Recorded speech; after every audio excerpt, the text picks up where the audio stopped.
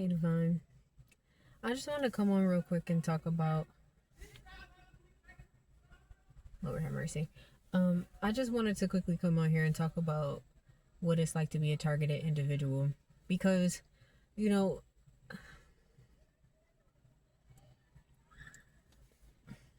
at least for me. Hold on. Sorry, somebody's like having like a meltdown over there. Um, at least for me because it's like it's difficult to talk about it because if you try to tell your friends and family what's going on, they'll call you crazy and delusional and say that you're schizophrenic and that that's not happening to you. But it's like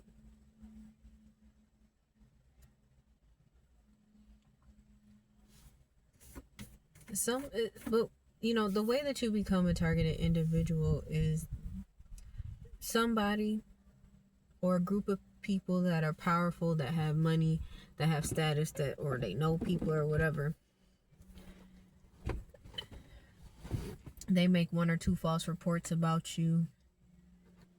Now you got they tell or they telling people throughout your community to watch out for you. You got people looking at you like you're an enemy, like you did something wrong, but nobody comes to you and tells you what it is that you did.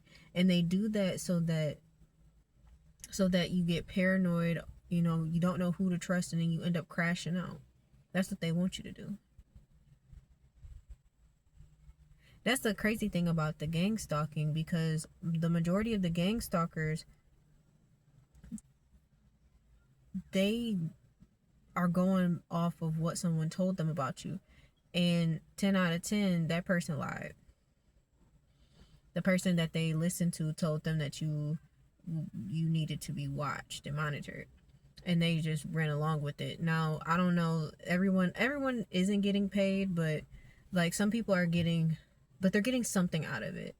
Whether it be status, they're getting to be a part of a group. Because I know that some of these people did this stuff for free. I feel like the ones that are stationed to watch you the most are probably the ones that get paid. But I told y'all last week that one of my gang stalkers seems to have had a medical emergency and he had to leave. And they replaced him very quickly. So, well, at least for the nighttime watch. Which I just find so crazy. But this has been really difficult for me because it's so isolating. Which is what they want. They want you to be isolated. They want you to be alone. They like the ultimate goal of being targeted is they want you to either end up in jail or in some mental institution. They want you homeless. They want you broke. They don't want you to have anything. They want you to give up on yourself, because if you give up on yourself, that means that you can be controlled. Like they can become the puppet master, because what they'll do, and that's when they'll start sliding in. They'll start bringing in the same stuff that they was doing before. Because you got to understand too, for some of us, we've always been targeted, and we've always had people coming. We've had people being sent to us for years that were pretending to be friends of ours, our best friends, fake lovers that were sent to us, and all of that, they were sent to give information to whoever these people are. I found out that one of my exes was sent towards me, and I don't know I'm not sure who he was sent by, but it's like it's like he cheated on his girl to fuck with my life. And I just think that that's so crazy, because it's like this is the mother of his child, someone he's been in a relationship with for many years. At the time when we were together, his daughter was 11. And how long ago were we together? It was some time ago. It was almost 10 years ago. So his daughter's an adult now. Like she's like an adult. So it's like, and him and his baby mama been together for a long time. So it's like, you leaving home, your baby, your girl, to come do some weird stuff, and it made sense because he was not a big talker. He didn't talk a lot, and it all makes sense now.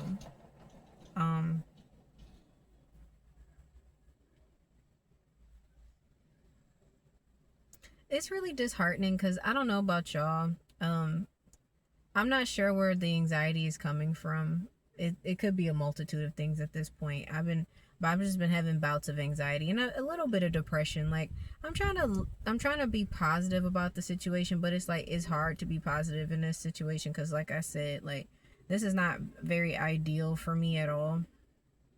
You know, I was in my car for 7 weeks, and that's what these people wanted for me. Like these folks like legitimately wanted me to be homeless. They wanted me to have no money. They wanted me to be down bad, and they wanted me to start prostituting myself. That's basically what these people were trying to do. They're trying to set me up to prostitute myself. They were trying to set me up to, like, they want me to give up on myself, or they, you know, and it's crazy to me because it's like,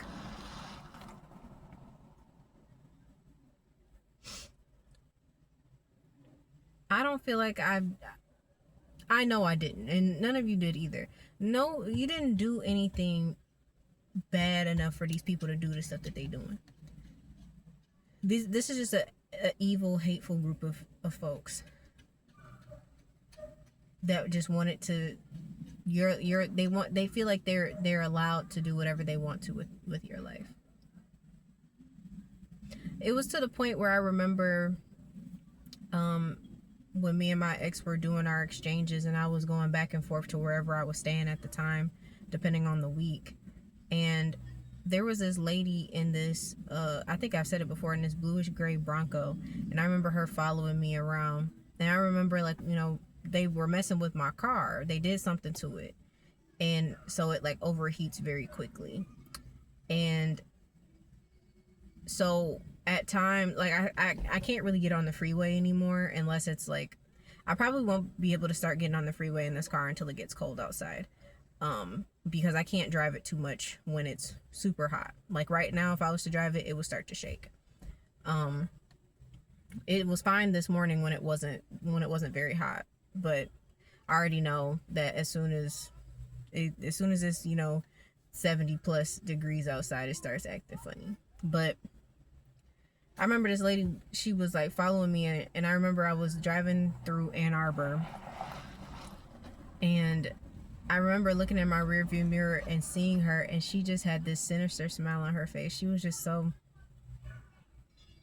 was so happy, and I don't know who this lady was. I have no idea who she was. But she was so happy to see me struggling. And I'm just like, damn, what type of shit is this? What type of people are, like, you know, these are the type of people, like I've said before, these are the type of people who be in church every Sunday, go to Bible study. And these people think that they're doing something good. And I'll never understand how that works. How do you stalk someone in the name of God or the name of Jesus? Like, I don't get it. How are you happy about the destruction of someone's life based on something that somebody told you and you didn't even verify to see if it was true or not? You don't even know. It don't make no sense to me.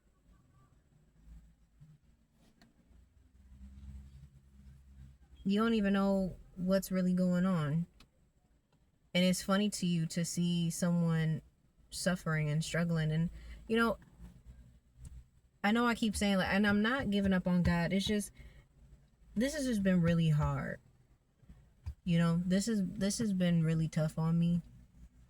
You know, I don't have much help. I mean, I appreciate what my ex is doing, but it's like, I don't have any support otherwise. I will say that it has been nice to at least not be in my car all day, not having to, you know, walk to the library just to be able to, you know, get to a microwave to eat something. And it is kind of, although I don't really like being out here, it is kind of nice being back out here where at least where my old address is, because that's what's on my license. And, you know, I can go to pantries and stuff like that and I can go to the library out here and, get books and stuff, and not have to sit in the library and read a book and have to put it back every day. I could take them with me. I could take my daughter to the library, we could read together. It's nice having my baby with me. I really needed to see her, and I needed to be with her, and like it's so crazy, like her being with me and just saying things like, "Mommy, don't leave me," or like, "Mommy, you're gonna come with me." Like, I missed that. So I appreciate it, but it's like being a targeted individual is not for the weak, because there's so many people who have been targeted in the past that have unalived themselves. There are plenty of people who have been targeted that are in mental institutions, that are currently incarcerated, and the targeting was successful. And it makes me so sad, because it baffles me. But then I realize, like, the only way that you would even know about stuff like this is if you've been through it, or something, like you believe someone when they tell you that they've been through it themselves. Because that's the problem that I see. The reason why people don't believe it happening, because I'm like, there's all this stuff on TikTok, there's all this stuff on YouTube, all of these people talking about this phenomenon, and you're telling me that I'm delusional and I'm crazy. And it's like, the reason why is because that stuff's not gonna pop up on them people's timeline and their algorithm, because that's just not where they are. And targeted individuals, most of us are awakened. We see through the matrix, we see through people's bullshit, we see through lies, and a lot of us are here because we exposed some sort of truth that wasn't supposed to come out, or that they didn't want to come out. But if that's what my calling is, if my calling is to be a disruptor, like, that's probably the hardest thing, is like, when you are a disruptor, and it's like, I didn't choose this, but it's part of who I am. And unfortunately, pretty much everywhere I go, I shake shit up, and not on purpose. And people don't like you because they just don't understand why you are the way that you are. And it's just unfortunate. And it can be very discouraging. And like, and I've said this before, like, but I go in and out of like being discouraged and not feeling well about my situation, because it's been hard. I never thought I'd end up in this spot. Like, when I tell you, there are people right now who owe me money, who have stolen from me, that have lied on me, that made things so much more difficult for me than it needed to be. That has hurt me in multiple ways. And it's like, damn, when does this shit end? Now, I will say, not saying that I'm not being watched, because I feel like I'm always being watched in some way. I've already seen gang stalkers out here before. But one thing I'm not really seeing, I'm not seeing any stationed out here waiting for me to come outside, for real. Now, when I took my daughter outside the other day, I saw a guy walking his dog that I deemed as a gang stalker because of where he was walking. And like, I'm back there in the back, and then he's back there, and then we walk towards one of the playgrounds over here, and then he's coming around that way as well. I'm like, yeah, no, because then as soon as I try to make eye contact with him, he goes on his phone, and I'm like, all right, here we go. We went to one of the parks when I first got here, and there was a truck that pulled up. He didn't get out or anything. He just pulled up while we were there, and I knew that they were there for me.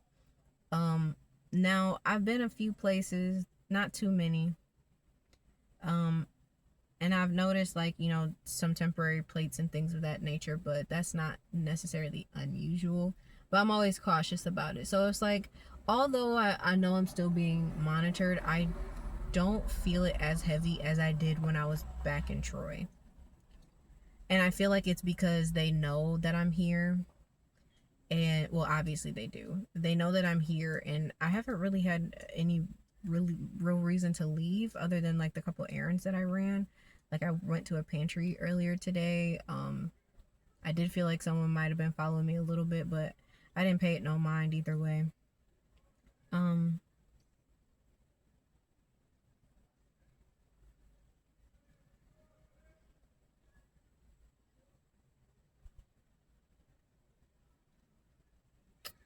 it's just hard. They really want to make things hard for you for no reason. And I don't understand what the purpose of it is. Like, and I also don't understand how they can get away with it for so long.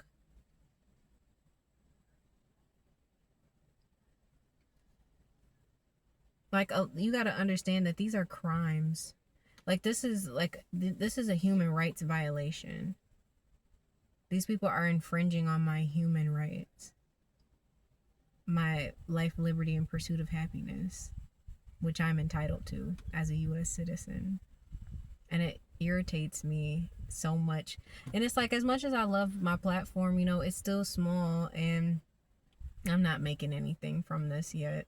So it's like I've been unable to make any income, you know, even though, like, I do believe that my platform will get to a point where I will be generating business and be able to do so and have my platform up completely.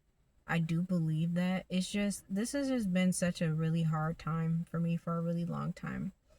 And it's frustrating. It's frustrating because I don't deserve this. And, you know, I'm in a house right now with a ton of people. It's 3 adults and 3 children. There's 6 people in a 3-bedroom house, a townhouse. And so it's, right now I'm by myself, which is why I was able to come out here and do this video. But, you know, it's not, sorry, I gotta wrap this up soon because my phone's getting hot.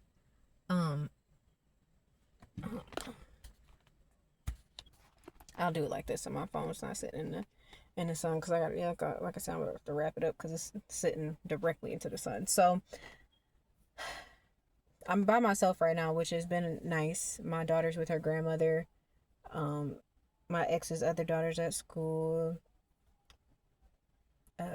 His friend is at work and his son is at school. So, you know, but it's almost time for them to come home. So, you know, it's been hard. I was not expecting things to be this way. And like I said, I am grateful. Like, you know, let me tell you something. There are certain things that you don't think about when you have it all the time until when you don't have it. Like, having access to be able to shower and use a restroom at any time of the day is essential for life, because there were times, you know, when I was living outside in my car where it was like I didn't have access to a restroom, and you have to make do and do what you can. And it's just not healthy, and it's not safe to do those things. It's not healthy to live like that. And it just makes me really sad that that's really how people wanted me to be for no reason. I never did anything to those people, and they're just full of hate. That's all those gang stalkers and the people who target you. That's just what it is. They just full of hate. They're hateful people, because there is no rhyme or reason that they're doing it.